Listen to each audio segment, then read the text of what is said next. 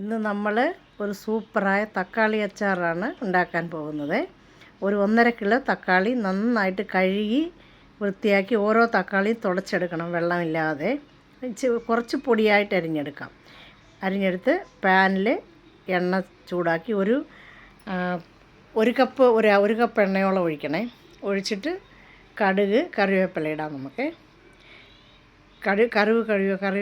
കറിവേപ്പില മൂത്ത ശേഷം നമുക്ക് വറ്റൽമുളക് 6 വറ്റൽമുളക് ഇടാം. രണ്ടായിട്ട് പൊട്ടിച്ചിടണേ. ഇനി നമുക്ക് തീ അങ്ങ് ഓഫ് ചെയ്യാം. തീ ഓഫ് ചെയ്തിട്ട് മഞ്ഞൾ പൊടി 1 ടീസ്പൂണ്,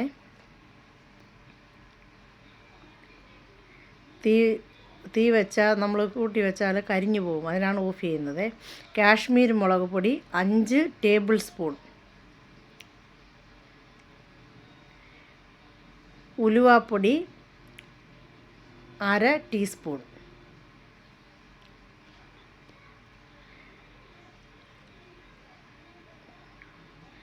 ഇതിട്ട് നന്നായിട്ട് വഴറ്റാമേ. കായത്തിൻ്റെ പൊടിയും 1/2 ടീസ്പൂൺ ഇടണേ. ഇനി നമുക്ക് തീ ഓൺ ചെയ്യാം. തീ ഓൺ ചെയ്തിട്ട് നമുക്ക് തക്കാളി ചേർക്കാം.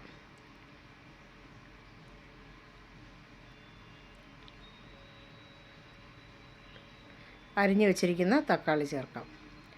വെള്ളം ഇറങ്ങിയിട്ടുണ്ട്, അത് കുഴപ്പമില്ല, തക്കാളിയുടെ വെള്ളം തന്നെയാണ്, നമ്മൾ വേറെ വെള്ളം ഒഴിക്കുന്നില്ല. ഇത് നമുക്ക് ഒരു ഇളക്കിയിട്ട് അടച്ചു വെച്ച് വേവിക്കാമേ. 1/4 മണിക്കൂർ നമ്മൾ അടച്ചു വെച്ച് വേവിക്കാം. 1/4 മണിക്കൂറിന് ശേഷം തുറന്ന് നോക്കിയിട്ട് നന്നായിട്ട് ഇളക്കിയിടാം. നന്നായിട്ട് ഇളക്കിയിട്ട് 3 ടീസ്പൂൺ ഉപ്പ്, നമുക്ക് ഇനിയും ആവശ്യമുണ്ടെങ്കിൽ പിന്നീട് ഇടാം. ഇപ്പം 3 ടീസ്പൂൺ ഇട്ടാൽ മതിയേ. ഒരു നാരങ്ങ സൈസിൽ പുളി ചൂടുവെള്ളത്തിൽ കുതിർത്ത് വെച്ചിട്ടുണ്ടായിരുന്നേ, അത് അരിച്ചെടുത്തത് ഒഴിക്കണേ. ഒഴിച്ചിട്ട് നമുക്ക് അടച്ച് വെക്കാം.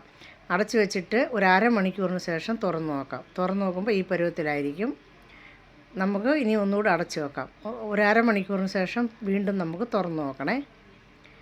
തുറന്ന് നോക്കിയിട്ട് ഒരു 4 ടേബിൾ സ്പൂൺ ശർക്കര, 3 ഇല്ലെങ്കിൽ 4 ടേബിൾ സ്പൂൺ ശർക്കര ഇട്ട് ഇളക്കിയിട്ട് വീണ്ടും നമുക്ക് അടച്ച് വെക്കാം. മൊത്തം ഇത് 1 മണിക്കൂർ ഇരിക്കേണ്ടി വരും. 1/2 മണിക്കൂറിന് ശേഷം വീണ്ടും തുറന്ന് നോക്കിയിട്ട് വിനാഗിരി 1/2 കപ്പ് വിനാഗിരി ഇത് ഒഴിച്ചിട്ട് നമുക്ക് ഇനി ഒരു 1/4 മണിക്കൂർ അടച്ച് വെക്കാം. നന്നായിട്ട് എണ്ണയെല്ലാം പിരിഞ്ഞ്